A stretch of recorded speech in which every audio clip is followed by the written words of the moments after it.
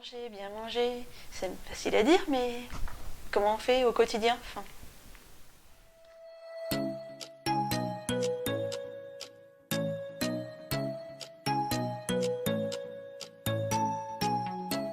Il est dans les recommandations de santé publique en France de mieux manger. En effet, l'objectif est de diminuer l'obésité et le surpoids, de diminuer la sédentarité et d'augmenter les activités physiques et d'améliorer les pratiques alimentaires et les apports nutritionnels et enfin de réduire la prévalence de pathologies nutritionnelles, c'est-à-dire que chacun soit plus à l'aise avec l'alimentation et la nutrition.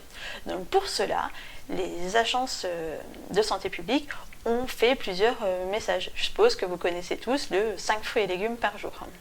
Aujourd'hui, ils ont revu leurs objectifs et ne focalisent plus sur l'un ou l'autre des catégories alimentaires et font plutôt des recommandations d'ordre général. Ils recommandent d'augmenter les fruits et légumes dans notre portion pour arriver aux 5 fruits et légumes par jour, mais plus de légumes que de fruits. Donc idéalement, dans les 5 fruits et légumes, il faut faire 3 légumes et 2 fruits, et les légumes, les alterner entre cuits et crus, comme les fruits d'ailleurs. En effet, les fruits et les légumes sont riches en minéraux, en vitamines, en fibres, et donc apportent tout ce dont nous avons besoin à notre organisme et nous protègent des maladies cardiovasculaires, diabète et autres.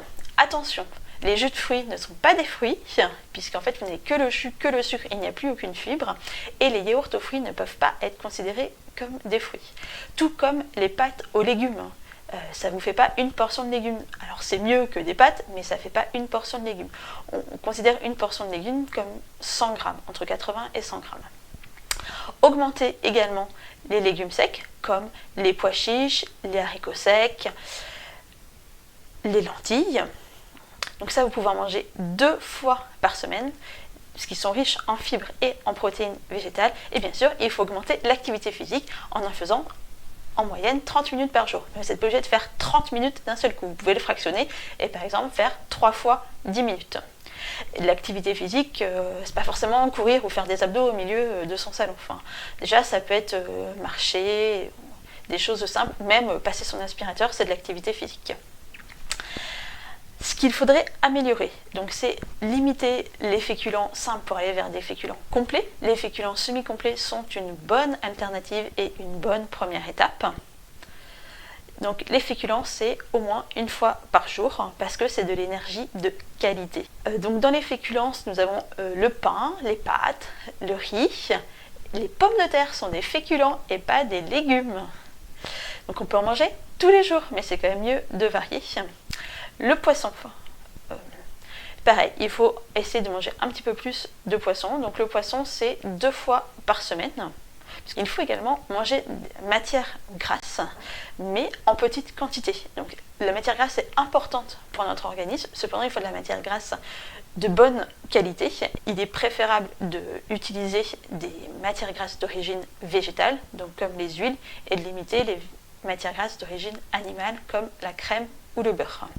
Alors ne l'éliminez pas complètement, il faut juste savoir que c'est plus un petit plaisir et qu'on n'en mange pas 100 grammes par jour.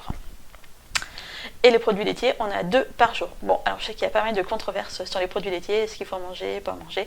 Pour l'instant, les recommandations sont à 2 par jour, d'un point de vue des autorités publiques. Par contre, ce qu'il faut réduire, l'alcool, maximum 10 verres par semaine. Bien sûr, la boisson à privilégier est l'eau, puisqu'en parallèle, il faut réduire les boissons sucrées et tous les aliments transformés, qu'ils soient salés ou sucrés. Dès qu'il y a beaucoup de transformations, c'est quand même à limiter. Il faut mieux privilégier des produits bruts et du fait maison. Bien sûr, limiter le sel, réduire la charcuterie.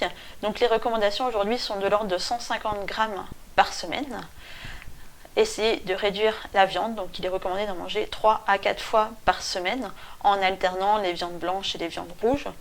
Voilà, en mettant un petit peu plus de viande blanche que de viande rouge. Pour les œufs, il est recommandé d'en manger 6 à 7 par semaine. Et bien sûr, on est par rapport à l'activité, il faut limiter le temps assis. Essayez de ne pas rester assis plus de 2 heures consécutives. Essayez de marcher un petit peu entre deux, même si c'est que quelques secondes. Allez de votre bureau à la salle de pause ou aux toilettes. Hein. Aller aux toilettes, ça c'est bien, pour pouvoir bouger. Donc voilà, pour résumer, il faut augmenter les fruits et légumes, les légumes secs, l'activité physique, aller vers des féculents complets, du poisson, des matières grasses végétales, réduire l'alcool, les boissons et aliments sucrés, salés et ultra transformés, réduire le sel, la charcuterie, la viande et surtout la sédentarité. Je vous mets l'infographie du PNNS et je mettrai également le lien dans la description de la vidéo. Voilà, j'espère que ça vous a aidé. Retenez bien ce qu'il faut augmenter, ce qu'il faut diminuer pour pouvoir vivre en bonne santé et plus longtemps. Et n'oubliez pas, bien manger, c'est facile. Si vous ne savez pas trop comment cuisiner justement tous les légumes secs, comment les accommoder, vous retrouverez plusieurs recettes sur le site de Cuisiner Libéré.